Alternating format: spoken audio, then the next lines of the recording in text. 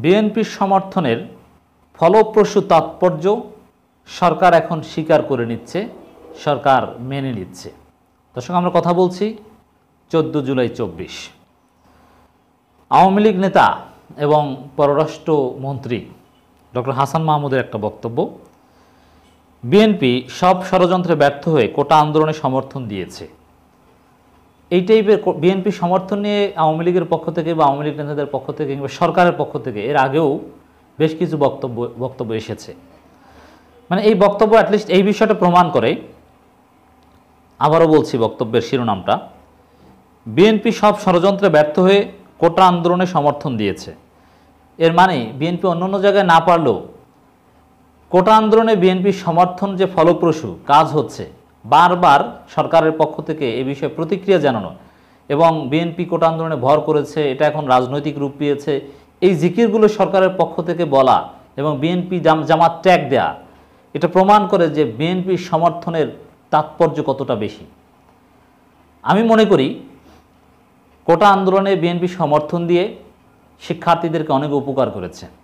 জামাত ইসলাম, ইসলামী ছাত্র শিবির সমর্থন দিয়ে সরকারকে আরও বেশি চাপে ফেলতে পেরেছে।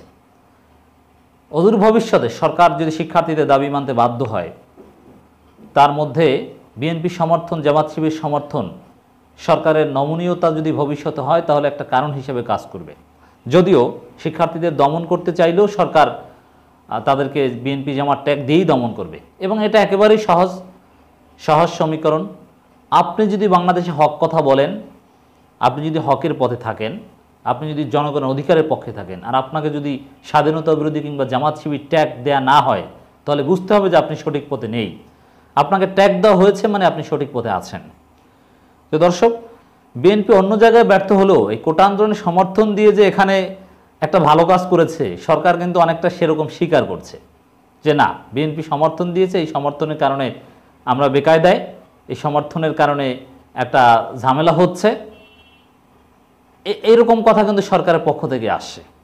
অতএব বিএনপির সমর্থনে অনেক তাৎপর্য রয়েছে। কারণ সহজ বিষয়, দেখেন, এই যে কোটা নিয়ে যে সরকারের নাটক, সরকার যে তালবাহানা, সরকার যে দুর্বিসন্ধি, মেধাবীদেরকে যে ঠকানো, এই যে ইচ্ছাকৃতভাবে যে বৈষম্য সৃষ্টি করা, আওয়ামী লীগের লোকজনকে প্রশাসনে ঢোকানোর জন্য যে এই ভুয়া মুক্তিযোদ্ধাদের সুযোগ দেওয়ার জন্য যে আওয়ামী কোটা, এটা আসলে কেন? আওয়ামী লীগের এটা কেন প্রয়োজন? দেশে যদি বিএনপি জামাত না থাকতো তাহলে এগুলো নিয়ে সরকারের কোনো মাথা ব্যথা থাকতো না, তাহলে যে যেরকম পারে চাকরিতে ঢুকতো, এটা নিয়ে এত সিরিয়াস হতো না।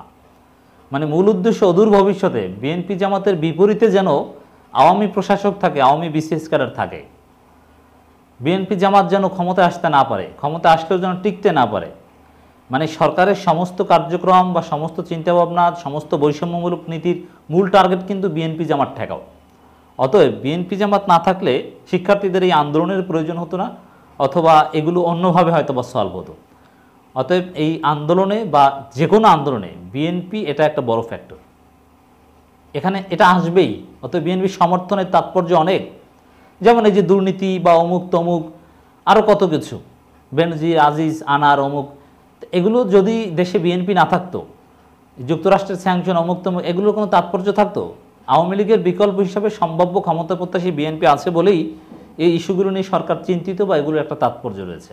অতএব শিক্ষার্থীদের এই আন্দোলনে বিএনপির সমর্থনের তাৎপর্য অনেক, এটা সরকার জানে এবং এজন্যই বারবার বিএনপি জিকির করছে যে বিএনপি সমর্থন নিয়ে খুব মনে কষ্ট, বিএনপি সমর্থন দিয়েছে, বিএনপি সমর্থন দিয়েছে, বিএনপি সমর্থন দিয়েছে, এভাবে জিকির করছে সরকার।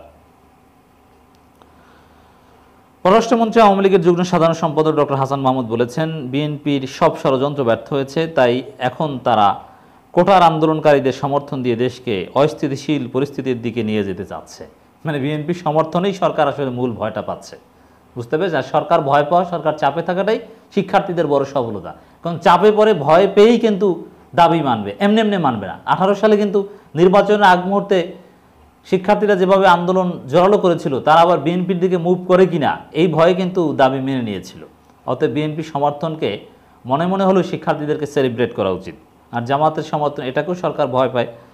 তিনি বলেন, কোটার বিষয়টি উচ্চ আদালতের আছে, এই বিষয়ে আদালত রায় দেবেন, সরকারের কিছু করার নেই। তবু বুঝে শুনে তারা বিএনপি না বোঝার মতো ভান করেছে। না, এটা সরকারেরই করণীয়, এটা নির্বাহী বিভাগের দায়িত্ব, পুরোপুরি সরকারকে এই সমস্যার সমাধান করতে হবে। এটা বিচার বিভাগের জুরিসডিকশনের মধ্যেই পড়ে না। এবং হাইকোর্ট যে রায় দিয়েছে, রায়ের যতটুকু প্রকাশ পেয়েছে সেখানেও কিন্তু বলা হয়েছে যে কোটা কমানো বাড়ানো বা এগুলো সংস্কার এটা সরকারের দায়িত্ব, এটা সরকার করবে। অতএব এটা তো মূলত সরকারের কাজ। বারবার আদালতের কথা কেন বলছে? এটা আদালতের মুখোমুখি দাঁড় করানোর নাটক করে শিক্ষার্থীদেরকে দমন করার বয়ান, ন্যারেটিভ ক্রিয়েট করছে এখানে। তিনি বলেন, আগে নির্বাচন নিয়ে ষড়যন্ত্র করেছিল বিএনপি, এখন সারা বিশ্ব নির্বাচনকে সমর্থন দেয় বিএনপি কোনো একটা নতুন ইস্যু তৈরি চেষ্টা করছে। আচ্ছা, নির্বাচন নিয়ে সারা বিশ্ব কীভাবে সমর্থন দিয়েছে? বলেছে যে আমরা নির্বাচনকে সমর্থন করি। এগুলো সব ভুয়ো কথা। যাই হোক দর্শক, বিএনপির সমর্থনের তাৎপর্য অনেক, ফলপ্রসূ সমর্থন, এটাকে আমরা এভাবে বলতে চাই।